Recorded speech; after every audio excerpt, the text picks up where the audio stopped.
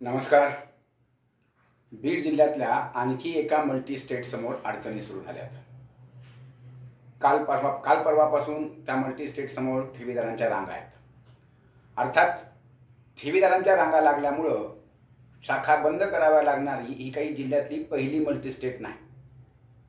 यापूर्वी सुद्धा अनेक मल्टी स्टेटच्या बाबतीत सातत्यानं असे प्रकार घडले. आपण कोणत्याही मल्टी स्टेटचं नाव यासाठी घ्यायचं नाहीये की एकंदरच मधल्या काळात ज्या पद्धतीनं बँकिंग व्यवसायावर जे संकट उभं राहायला लागलंय त्या संदर्भानं लोकांची जबाबदारी काय, बँकांची जबाबदारी काय, मल्टीस्टेटच्या संचालकांची जबाबदारी काय आणि शासनाची जबाबदारी काय याचा कोणी कुठं विचार करणार आहे का नाही असा प्रश्न निर्माण होतोय. मुळात जेव्हा एखादी वित्तीय संस्था अडचणीत येते, मग भलेही ती सार्वजनिक क्षेत्रातील बँक असेल, नागरी बँक असेल, पतसंस्था असेल, मल्टीस्टेट असेल, अशातच नव्यानं ठिकठिकाणी सुरू होत असलेल्या त्या निधी बँका असतील किंवा आणखी कुठलंही असेल, त्यावेळी केवळ ती संस्था किंवा त्यातले ठेवीदार अडचणीत येत नाहीत, तर त्याचा परिणाम जिल्ह्यावर होत असतो, त्या भागावर होत असतो. तेथील चलनवलन बंद पडत असतं. आपल्या जिल्ह्यातच उदाहरण घेतलं, बीड जिल्ह्याबद्दल बोलायचं झालं तर मागच्या दोन वर्षात ज्या काही अडचणी आल्या, ज्या मल्टीस्टेट किंवा ज्या वित्तीय संस्थांमध्ये गोंधळ निर्माण झाले आणि तिथं ठेवी अडकल्यात, कल्पना करवली जाणार नाही. साधारणतः अडकलेल्या ठेवीचा आकडा 1200 कोटीच्या पुढे आहे एका जिल्ह्यातला. म्हणजे एका जिल्ह्यातला एवढा मोठा पैसा जर डंप झाला असेल, तो मिळतच नसेल, तर तो चलनात येणार नाही. म्हणजे यावरून लक्षात घ्या की हे आर्थिक संकट किती गडद आणि गहिरं होत आहे.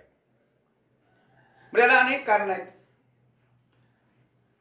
आज एक दोन मल्टी स्टेटचं उदाहरण सोड, म्हणजे नाव घ्यायचा विषय याच्यामुळे नाहीये. कोणत्याही वित्तीय संस्थेत, अगदी सार्वजनिक क्षेत्रातली मोठ्यात मोठी बँक असेल किंवा छोट्यात छोटी निधी अर्बन सारखी एखादी म्हणजे वित्तीय संस्था असेल, वित्तीय संस्थांचा कारभार चालतो कसा? या वित्तीय संस्था ठेवीदारांकडनं ठेवी घेतात. त्या ठेवीवर साधारणतः एक सरासरी 6% ते 10%, 12% पर्यंत त्या ठेवीवर व्याज आपापल्या संस्थेच्यानुसार ठरलेलं असतं. त्या ठेवी त्या बँका, त्या वित्तीय संस्था कर्ज स्वरूपात लोकांना वाटतात. त्या कर्जावर ठेवीच्या तुलनेत 2-3% जास्त व्याज आकारणी केली जाते आणि त्या व्याजावर ह्या सगळ्या व्यवहार चालू असतो. साधारणतः ठेवींच्या 70%च्या तुलनेत कर्ज वाटप केलेलं असतं. मग उद्या अगदी कोणत्याही बँकेत, कोणत्याही वित्तीय संस्थेत सगळे ठेवीदार एकदाच गेले आणि आम्हाला आमच्या ठेवी परत द्या म्हणाले, तर ते कोणालाच शक्य नाही. कारण ज्या पद्धतीनं कर्ज वाटप केलेलं असतं, बँक किंवा कोणतीही संस्था, कोणतीही मल्टीस्टेट, कोणतीही पतसंस्था सगळ्या कर्जदारांना तुम्ही आम्हाला लगेच आमचं कर्ज परत भरा असं म्हणू शकत नाही आणि ते भरणंही शक्य नसतं. उलट फटका असा बसतो, ज्यावेळी मी आतापर्यंतचे अनुभव हे आहेत, ज्यावेळी अशी काही चर्चा झाली की बाबा ही बंद पडते, मल्टीस्टेट बंद पडते, ही बँक बंद पडते, ही पतसंस्था बंद पडते, सर्वात अगोदर कर्जदार कर्जाचे हप्ते भरणं बंद करतात. मग लिक्विड कॅश जी आहे कोणत्याही संस्थेकडे, ती किती दिवस पुरणार आहे? हा महत्वाचा विषय आहे. याला आर्थिक साक्षरतेशी जोडणं गरजेचं आहे. आपण एखाद्या वित्तीय संस्थेत ज्यावेळेस पैसा ठेवतो तो कुठल्या तरी विश्वासाच्या आधारे ठेवत असतो. त्यामुळे लगेच काही अफवा निर्माण झाल्या, काही चर्चा सुरू झाल्या की एका क्षणात तो विश्वास आपला डळमळू देऊ नये, ही सुद्धा ग्राहक म्हणून आपलं पहिलं कर्तव्य आहे. याचा अर्थ ज्या कोणत्या संस्थेत काही गैरप्रकार झालेले असतील, आम्ही त्याचं समर्थन नक्कीच करत नाही. फक्त ग्राहक म्हणून आपली काय जबाबदारी आहे? तर मूळ जबाबदारी इथं येते. एकतर कोणतीही वित्तीय संस्था एका क्षणात, म्हणजे जर सर्वांनी पैसे मागितले तर ती कोलमडेल हे लक्षात ठेवा. आणि त्यासाठी पैसे ठेवण्यापूर्वी विचार करा ना, आपण पैसे कुठे ठेवतोय.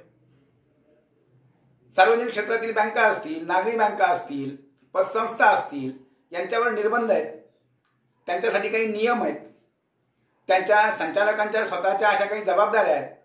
म्हणजे नागरी बँकांचा संचालक व्हायचं तर जॉईंट अँड सेव्हरल रिस्पॉन्सिबिलिटी नावाचा एक प्रकार असतो, तो बॉन्ड त्यांना करून द्यावा लागतो.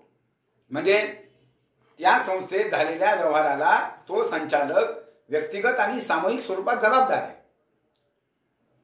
सार्वजनिक क्षेत्रातील बँका असतील, नागरी बँका असतील, त्याच्या ठेवींना एका मर्यादेपर्यंत विमा संरक्षण आहे. मग असं असतानाही आपण मल्टीस्टेटकडेच का वळतो याचाही विचार केला पाहिजे. केवळ जास्त व्याज मिळतं म्हणून जर आपण एखाद्या वित्तीय संस्थेकडे वळणार असू तर जास्त व्याज तिथं जास्त धोका हे समीकरण लक्षात ठेवावंच लागेल. मग ते धोके स्वीकारण्याची तयारी ठेवावी लागेल.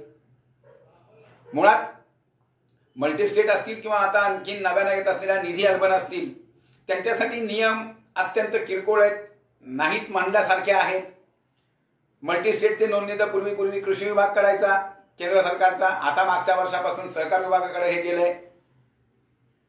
मल्टीस्टेट ऑडिट करतात, त्या विभागाला पाठवतात, कधीतरी दोष दुरुस्ती अहवाल त्या विभागाकडून मागवला जातो, पण पुढे काय चालतं हे कोणी पाहत नाही. आपण ज्या संस्थेत गुंतवणूक करतोय ती संस्था कर्ज कुणाला देते, त्या कर्जाचा एनपीए किती आहे, ते कर्ज खरोखर शाश्वत कर्ज आहे का हे पाहण्याचा प्रयत्न कधीतरी ग्राहकांनी केला पाहिजे. निव्वळ व्याजाच्या आकड्याकडे न पाहता ग्राहकांनी आपण जिथं ठेवी ठेवतोय त्या संस्थेचा इतिहास, ज्यांच्या तोंडाकडे पाहून ज्यांच्या चेहऱ्याकडे पाहून आपण पैसे ठेवतोय त्यांची पार्श्वभूमी आणि बँक ही संस्था ही मल्टीस्टेट ही बँक ज्यांना कर्ज वाटप करते त्या कर्जदारांचं काय परिस्थिती आहे, त्यांची परतफेडीची शक्यता कशी आहे, या सर्व गोष्टींचा विचार करणं गरजेचं आहे. आता आर्थिक साक्षरता जी म्हणतोय आपण ती आर्थिक साक्षरता ह्या वळणानं आली पाहिजे आणि तसं झालं नाही, ही खात्री केली गेली नाही आणि निव्वळ कुठल्या तरी एका चर्चेनंतर जर रांगा लावल्या गेल्या तर कुठलीच वित्तीय संस्था टिकणार नाही. ठेवण्यापूर्वी विचार करा, ठेवण्यापूर्वी वेगवेगळ्या गोष्टींची माहिती घ्या, पण ठेवल्यानंतर एका क्षणात जर सर्व लोक पैसे मागणार असतील तर बँकिंग नावाचं क्षेत्रच कोलॅप्स होऊन जाईल, कोसळून जाईल. बरं, हे सर्व होत असताना सरकार म्हणून काय चालू आहे तर सरकारच्या पातळीवर अत्यंत म्हणजे सांगायला वाईट वाटतं पण सरकार फक्त मूकदर्शक बनलंय. बीड जिल्ह्यातल्या नाही राज्यातल्या अनेक वित्तीय संस्था कोलमडल्या, कोसळल्या, त्यात अनेकांचं नुकसान झालं. एमपीआयडी सारखा कायदा आहे, ठेवीदारांचे हित संरक्षण साधणारा कायदा. एमपीआयडी अंतर्गत गुन्हे दाखल होतात, पण एमपीआयडी कायद्याचा वापर करून ठेवीदारांना पैसे परत मिळाले हे मात्र कुठं घडताना दिसत नाही. हे झालं नागरी बँकांचं यांचं. मल्टीस्टेट संदर्भानं तर फारसे कायदेच नाहीत जसं आपण म्हटलं. आता तरी मल्टीस्टेट असतील, निधी अर्बन असतील याच्यासाठी सरकारने भूमिका घ्यावी, काही ठोस कायदे करावेत. जशी जबाबदारी आपण नागरी बँकांच्या सहकारी बँकांच्या संचालक मंडळावर निश्चित करतो, नागरी बँकांवर आरबीआय आणि गव्हर्नमेंट असं ड्युअल कंट्रोल आहे, सार्वजनिक क्षेत्रातल्या बँकांवर आरबीआयचं कंट्रोल आहे, तसं केंद्राच्या सहकार विभागानं कठोर, मी पुन्हा सांगतोय, कठोर नियम तयार करावे लागतील तरच मल्टीस्टेटचा जो काही ठिकाण जो बोकाळलेलापणा आहे याचा फटका, म्हणजे अशा काही घटना घडल्या की ज्या चांगल्या चालणाऱ्या संस्था आहेत त्यांना सुद्धा फटका बसतो. लोक सगळ्याकडे संशयाच्या नजरेने पाहतात आणि एका ठिकाणी काही जरा काही खुट्ट वाजलं की 10 ठिकाणच्या संस्थांमध्ये रांगा लागणं सुरू होतं. चांगल्या संस्थांना सुद्धा याचा फटका बसतोय. म्हणून हे होऊ द्यायचं नसेल तर सरकारनं आता मूकदर्शक म्हणून चालणार नाही. सरकारनं ठेवी ठेवण्याच्या संदर्भानं, ठेवी परत करण्याच्या संदर्भानं, मल्टीस्टेटनं कर्ज वाटप किती करावं, कुणाला करावं, जसे आपण बँकांना, नागरी बँकांना, सार्वजनिक क्षेत्रातल्या बँकांना, पतसंस्थांना नियम लावतो, CRR, SLR, हे सर्व नियम मल्टीस्टेटला लावून त्याची कठोर अंमलबजावणी होईल हे पाहिलं गेलं पाहिजे. ते जोपर्यंत होणार नाही तोपर्यंत असे प्रकार घडत राहतील. आणि जर सरकार जसं करत नसेल, सरकार यासाठी पुढाकार घेत नसेल तर आता मल्टीस्टेट चालकांनीच जर मल्टीस्टेट नावाचा व्यवसाय टिकवायचा असेल, जर बँकिंग मधली ही प्रणाली टिकवायची असेल तर स्वयंशिस्त नावाचा प्रकार आणला पाहिजे. त्यांनी स्वतःसाठी म्हणजे त्यांच्या फेडरेशनना पुढे येऊन त्यांनी स्वतःच काही नियम तयार करावेत आणि ते झाले तरच लोकांचा विश्वास टिकून राहील. अन्यथा भविष्यात मल्टीस्टेट नावाचा प्रकारच बंद पडतो की काय अशी परिस्थिती निर्माण झाली आहे.